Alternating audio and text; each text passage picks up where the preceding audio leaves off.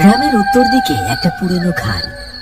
খাল পাড়ে কয়েকটা তাল গাছ, একটা নড়বড়ে বাঁশের সাঁকো, আর তার পাশেই তিনজন কিশোর কিশোরী, ঋদ্ধি, রূপম আর নেহা। ওরা বসে গল্প করছে। স্কুল ছুটি হয়ে গেছে ঘন্টাখানেক আগে। এখন সন্ধে নামছে, তাই আকাশে হালকা মেঘ, সঙ্গে হাওয়াও বইছে ঠান্ডা। তোরা শুনেছিস খালপাড়ে ওই ভুতুরে বাড়ির খবর? ওই খালের ধারের বাড়িটা, যেটা এখন ভেঙে পড়েছে আর কেউ থাকেও না।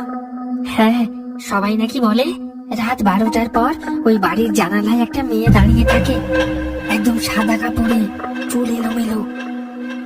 কোনো মানুষকে দেখতে পেলে তাকে ডাকে, আর যে যায় তাকে নাকি মেরে ফেলে। আমিও শুনেছি এই কথা। ওটা ছিল জমিদারের মেয়ের আত্মা। বিয়ের আগের রাতে গায়ে আগুন লাগিয়ে আত্মহত্যা করেছিল। গল্প তো কত শুনলাম, এবার যদি সাহস থাকে চল নিজেরাই গিয়ে দেখি ওই বাড়ির ভেতরে সত্যি ভূত আছে নাকি শুধু গাঁজা খুঁড়ি। সত্যি যাবি ওই বাড়িতে আজ রাতে? কেন, ভয় লাগছে নাকি? তোর আবার ভূতের ভয় বেশি। ভয় পাই না, কিন্তু ওই জায়গাটা ভালো না। গ্রামের সবাই বারণ করে। তাই তো বলছি, আজ তিনজনে যাব।